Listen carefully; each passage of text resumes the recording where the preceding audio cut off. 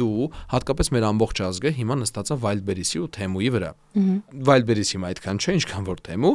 ու ուղղակի անդադար պատվիրում է։ Ոնց կառավարել դա։ Որպես մարքեթինգի իրականում մասշտաբներն է մեծացել, բայց այդ միշտ եղել է։ Մարքետոլոգները ոչ մի բրենդի, ոչ մի ընկերության, ոչ մի պրոդուկտի երբեք թույլ չեն տվել, որ մարդը չանի էմոցիոնալ գնումներ։ Մարդը միշտ արել է էմոցիոնալ գնումներ։ Մենք նայել ենք Կրասոտկա կինոն, չէ,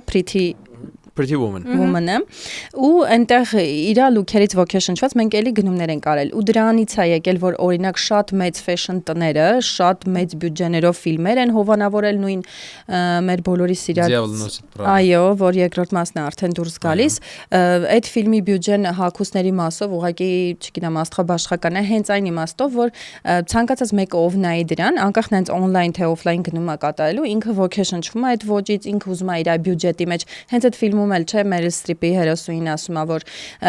ամեն այս սենյակում որոշված գույները գնում է եւ high fashion եւ գնում է fast fashion ցածր դասի համար եւ ցանկացած պարագայում անկախ նայած որքան է քո բյուջեն դու այդ էմոցիոնալ գնմանը գնում ես թեմայի մեջ բացում ենք թեման բոլոր կողմերից